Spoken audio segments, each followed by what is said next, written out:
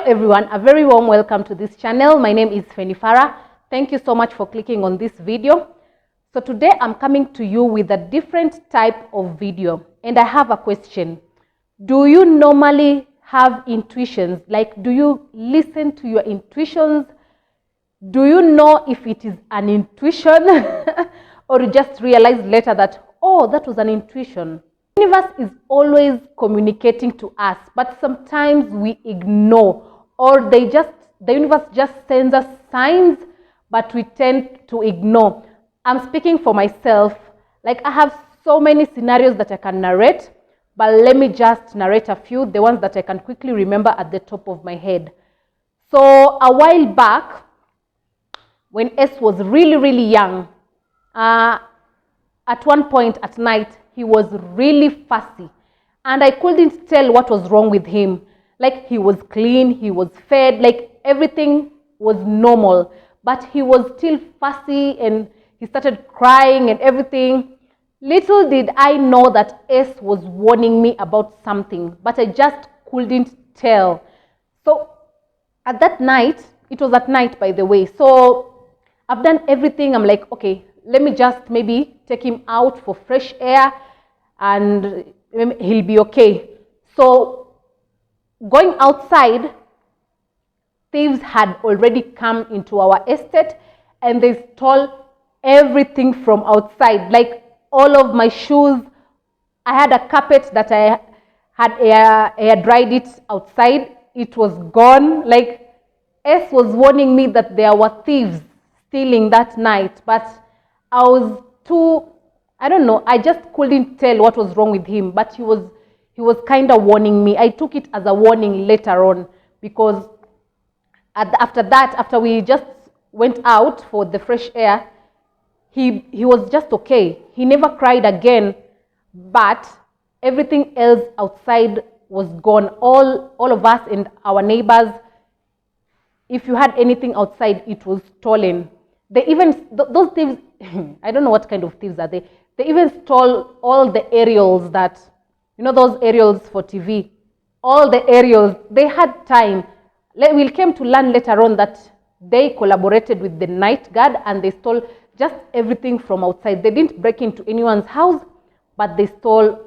Hey, let me tell you, the next day I had to go to work in heels because all of my flat shoes were outside and they were stolen. Okay, another scenario is, okay, before my dad died, I was kind of warned or shown in a dream. I don't know how to interpret it, but I dreamt like the death. And you know, at that time, you don't want to accept it. I was like, I woke up and I was like, Shetani yashindwe, you know, you are just praying, unakemea mapepo. But it was his fate. It was already written. I just didn't want to accept it. And after a while, he passed away. But before that, I was shown in a dream. I just didn't want to accept it at that time. And I just thought it was like a bad dream. But sometimes these things are just not bad dreams. They are signs. They are things that you are being shown in advance so that you can start slowly accepting the reality that is going to come. Let me forward to the night that my dad was passing away. Same thing. S was restless. He didn't want to sleep. And for me, past 9 p.m., I'm like, please, go to sleep. Like, past 9 p.m., sitaki story zake kabisa, mi alale, so that I can now sit down and organize my thoughts and stuff.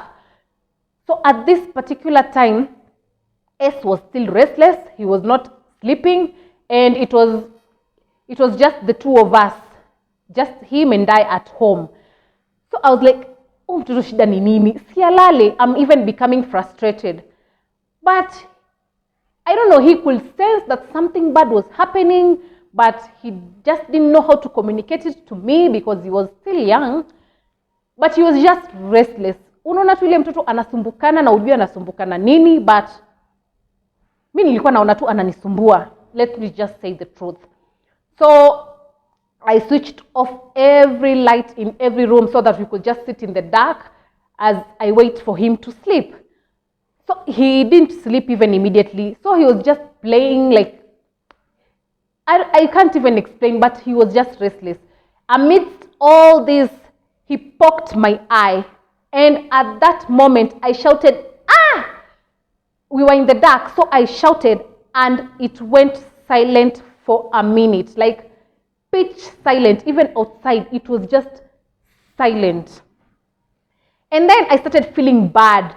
But at that time, I interpreted it as mom guilt. Like, I'm feeling bad that this poor baby of mine is struggling with sleep, and it's my duty to assist him to sleep. But I'm there, I'm irritated as well, so it's like I'm not helping him.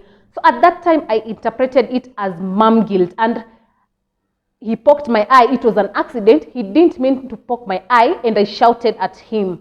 So I was just feeling bad, thinking it was mom guilt. But ladies and gentlemen, it was not mom guilt. That moment that I shouted, ah, was the same moment that my dad was taking his last breath. Like, all these things, I came to compile them later on. But at that time, I was not thinking much about it. These were just scenarios that were happening into my life, but I didn't think much about it. So later on, as I sat down with my thoughts and I started interpreting how events turned out, that was when I found out that these things were connected. I just didn't see it at the moment, but that's just how it was. So the guilt that I thought that I was feeling as mom guilt, was not mom guilt. It was just, I don't know what, something in me telling me that something bad had happened. But I didn't interpret it at that time. And the moment of silence, I still don't know how to interpret it until now. But after the poking of the eye and me shouting, and then the moment of silence, and then now me starting to feel guilty. But that moment was the exact same moment that my dad was passing away. And then after that, I just held my son into my arms, and then shortly he slept. And I was like, oh, thank God I'm a Lala. But still this feeling could not go away. I was just, now I became restless. It's like he had transferred all his energy to me. But I didn't understand what was happening at that time. So shortly after I received that dreaded, I don't know, that horrible call, I will just call it a horrible call, to inform me of the passing of my dad. But I still didn't want to accept that my dad has passed, because the person who called me was like,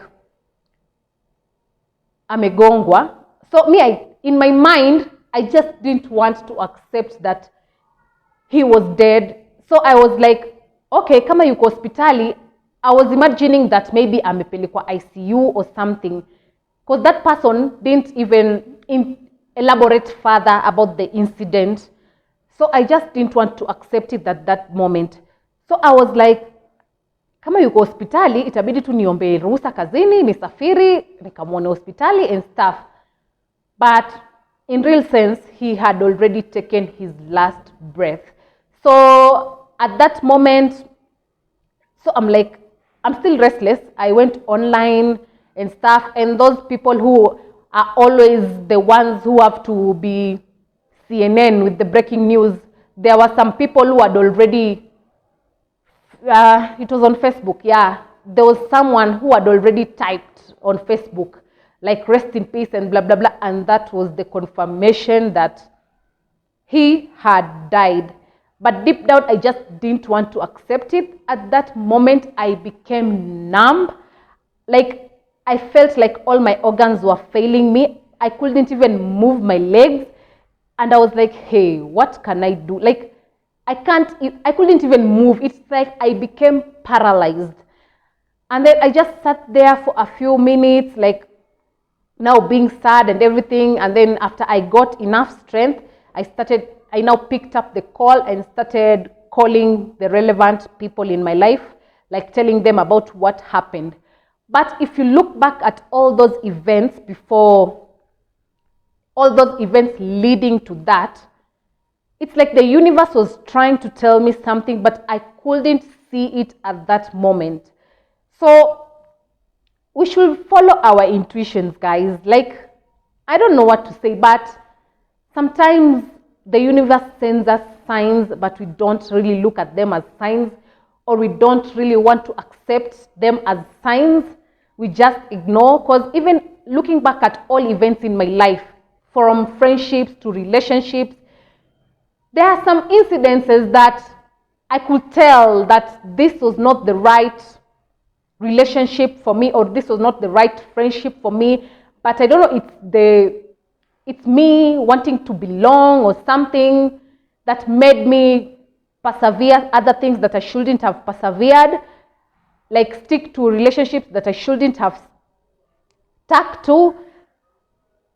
I don't know. I don't even know how to explain, because I just don't want to go into details at this moment. But yeah, the universe is always sending us signs. I don't know.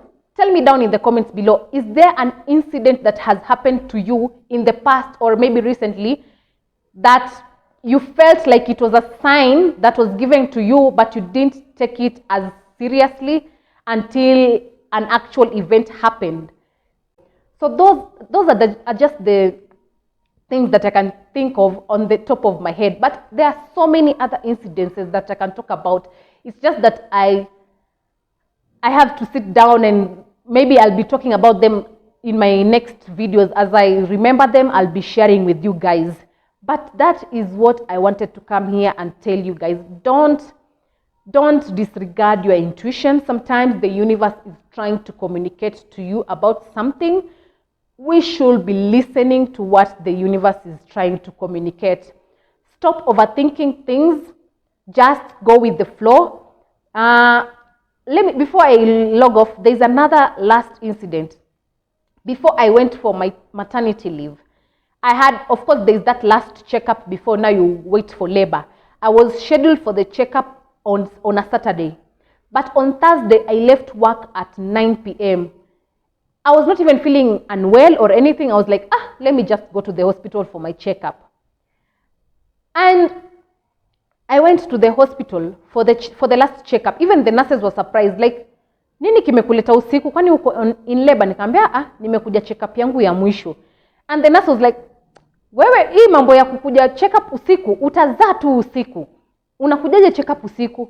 Na hata checkup yako ni Saturday. I'm like, mimi tu nimejisikia nikuje checkup saa hizi. And the checkup went on well. Then I went back home. Ladies and gentlemen, that intuition was very strong, because that was Thursday 9 p.m. And then on Friday, I was like in a certain hurry to finish my shopping. So I finished all the baby shopping. I bought the last minute items that I didn't buy. And truth, hey, I don't know, it was just an intuition. Because on Saturday morning, as I woke up, I went into labor. I went into early labor. How can you explain that?